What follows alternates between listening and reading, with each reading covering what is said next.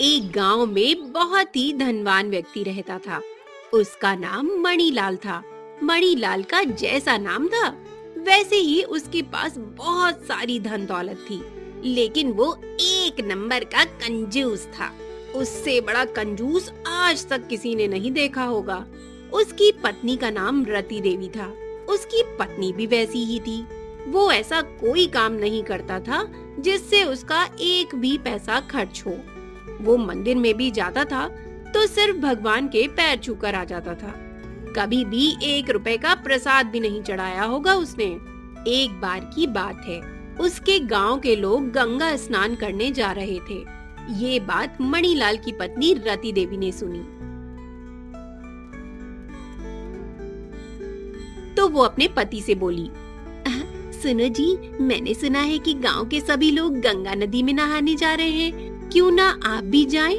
अरे कौन इन सब फिजूल चीजों में पैसा बर्बाद करने जाए। वो पैसा बचेगा तो हमारी दूसरी चीजों में काम आएगा। गंगा नदी में नहाने से हो सकता है आपसे जो कुछ पाप हुआ होगा वो धुल जाएगा। ये बात मणिलाल को अच्छी लगी। वो गंगा नदी में नहाने के लिए तैयार हो गया और वो पैदल ही निकल गया। वो गंगा नदी पर पहुंचने पर ऐसी जगह ढूंढने लगा जहां कोई ना नहा रहा हो, जहां भीड़ बहुत ही कम हो, और वो ऐसी जगह जाना चाहता था जहां एक भी पंडित ना हो और उसे कुछ दान दक्षिणा ना देनी पड़े। इसलिए वो ऐसी जगह ढूंढते ढूंढते शमशान घाट पहुंच गया।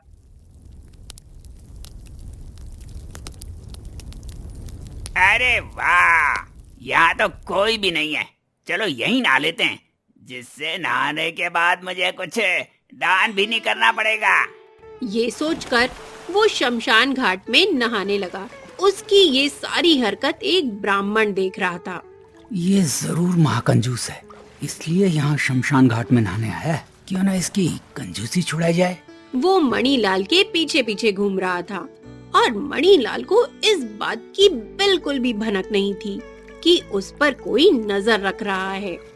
जैसे ही मणिलाल नहाकर बाहर निकला, सामने देखा कि एक ब्राह्मण खड़ा है। अब तो तुमने गंगा स्नान कर लिया, चलो अब दक्षिणा निकालो। मणिलाल पहले तो आश्चर्य में पड़ गया कि अरे ये कहाँ से आ गया, लेकिन जैसे तैसे दक्षिणा देने को तैयार हो गया और ब्राह्मण से बोला, अब आपको कितनी दक्षिणा चाहिए? जो तुम खुशी से दे दो। ठीक है, मैं 1 रुपया दूंगा। ठीक है, मैं 1 रुपए के लिए तैयार हूँ। लेकिन मैं यहाँ कुछ नहीं लाया, तुम्हारी दक्षिणा मैं घर चल कर दूंगा। ठीक है, घर पर ही दे देना। अब मणिलाल घर के लिए निकल गया और ब्राह्मण भी उसके पीछे पीछे चल दिया। मणिलाल घर पहुंचकर दरवाजा बंद करके अंदर चला गया।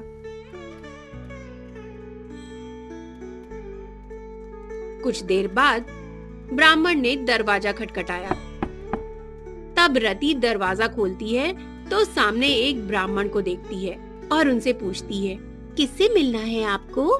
मुझे सेठ मणिलाल से मिलना है। उन्होंने गंगा घाट पे स्नान किया, लेकिन मेरी दक्षिणा घर आने के बाद देने को कहा है, इसलिए मैं अपनी दक्षिणा लेने आया हूँ। आप रुकिए, मैं उन्हें बुलाती हूँ।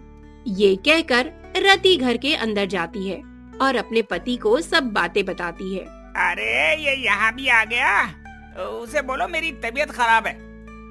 रति घर के बाहर आती है और ब्राह्मण से बोलती है, उनकी तो तबीयत बहुत खराब है, वो किसी से मिलना नहीं चाहते, आप अभी जाओ यहाँ से।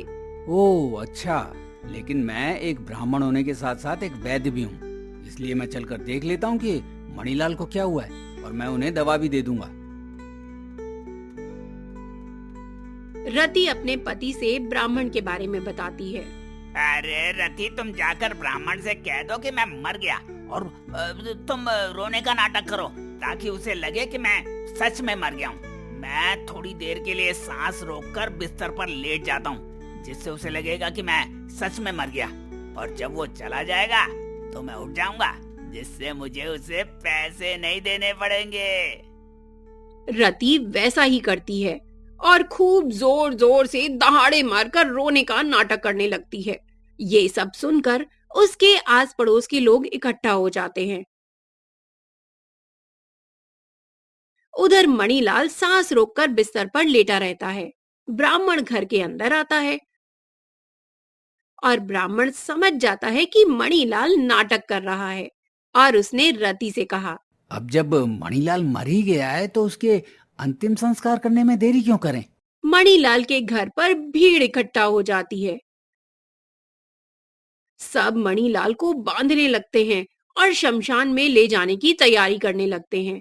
ये सब देखकर रति से रहा नहीं जाता है और वो सच में रो रो कर कहने लगती है, अरे ये क्या कर रहे हो आप लोग? मेरे पति मरे नहीं है। अरे वो तो मरने का नाटक कर रहे हैं। अरे कोई रोको इन्हें, वो मरे नहीं है।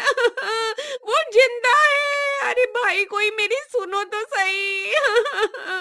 उनके पड़ोसी को लगता है कि पति के मरने के गम में ये पगला गई है, इसीलिए ऐसे ही बोल रही है। तो वो आपस में बातें करने लगते हैं।